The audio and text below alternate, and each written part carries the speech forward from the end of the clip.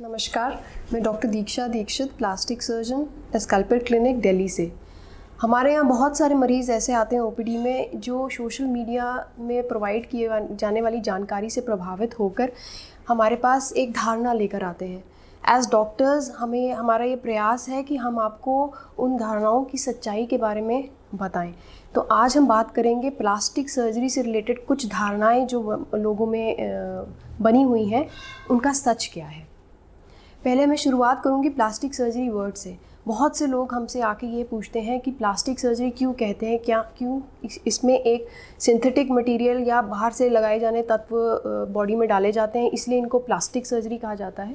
Plastic मतलब होता है रीशेप करना। रीशेप मतलब किसी चीज़ को आकार देना। ये एक ग्रीक वर्ड से निकाला गया शब्द है। प्लास्टिक सर्जरी बहुत ब्रॉड या बहुत बड़ी स्पेशलिटी है जिसमें जन्म से रिलेटेड डिफेक्ट्स और पोस्ट आपकी जो चोटें हैं उनको करेक्ट करने के लिए और किसी चीज़ को रीशेप करने के लिए बहुत सारे ऐसे प्रोसीजर्स किए जाते हैं। दूसरा, ये कहा जाता है कि जो प्लास्टिक सर्जन्स हैं वो चर्म रोग विशेषज्ञ हैं। मोस्ट ऑफ द टाइम हमारे पास मरीज़ आते हैं, वो अपने साथ चर्म रोग की प्रॉब्लम्स को लेकर आते हैं। चर्म रोग विशेषज्ञ यानी स्किन स्पेशलिस्ट और प्लास्टिक सर्जन्स दो अलग अलग स्पेशलिस्ट होते हैं। चर्म रोग विशेषज्ञ स्पेशली चर्म रोग से रिलेटेड कोई भी स्किन से रिलेटेड जो प्रॉब्लम्स होती हैं उनको देखते हैं, और प्लास्टिक सर्जन्स वो होते हैं जो कि किसी भी चीज़ को चेंज करके उसको बेटर बनाने में सक्षम होते हैं। बहुत सारे प्रोसीजर्स ऐसे होते हैं जो ये दोनों स्पेशलिटी करते हैं, बट ये दोनों स्पेशलिटी आपस में बिल्कुल अलग है। ये भी कहा जाता है कि प्लास्टिक सर्जरी जो होती है वो सिर्फ एक कॉस्मेटिक सर्जरी है। ऐसा बिल्कुल भी नहीं है। प्लास्टिक सर्जरी जो होती है वो एक बहुत बड़ी स्पेशलिटी है जिसके अंदर एक छोटा सा भाग कॉस्मेटिक सर्जरी का है। कॉस्मेटिक सर्जरी किसी भी चीज़ को सुंदर और सुडौल और उसकी अपीयरेंस को बेटर करने में हेल्प करता है। प्लास्टिक सर्जरी में और बहुत सारी चीज़ें ऐसी आती हैं जो कि हम सर से लेके पाँव तक कर सकते हैं किसी भी चीज़ को बेहतर बनाने के लिए। ये एक जनरल धारणा है कि प्लास्टिक सर्जरी केवल फीमेल्स या विमेंस के लिए ही है। आजकल बहुत सी ऐसी सर्जरीज़ हैं जो कि मेल्स या आदमी लोग भी करा रहे हैं। जैसे कि हमारे यहाँ बहुत सारे यंग मेल्स आते हैं जो कि अपने मेल चेस्ट जो बड़ा हो जाता है उसके कारण से काफ़ी परेशान होते हैं, तो वो एक बहुत ही कॉमन सर्जरी है।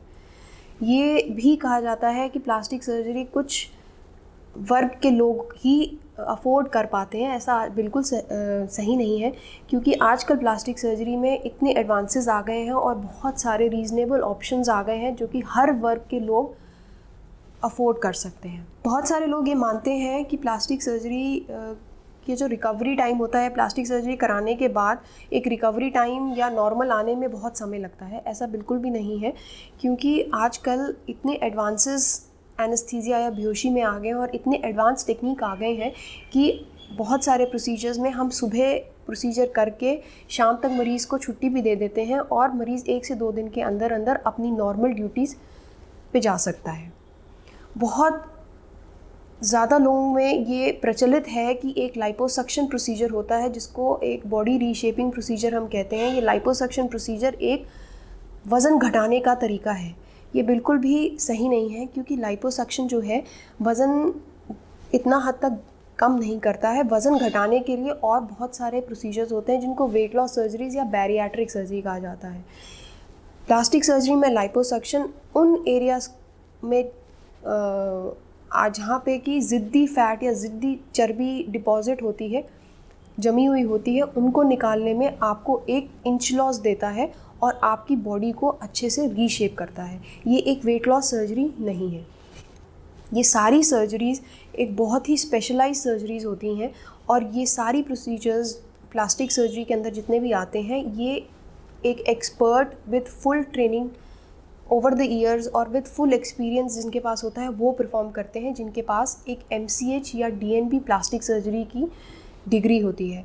तो ये बहुत ज़रूरी है कि आप जब भी ऐसी प्रोसीजर्स को प्लान कर रहे हैं, आप अपने डॉक्टर को बहुत अच्छे से पहले जानें और फिर कंसल्ट करें।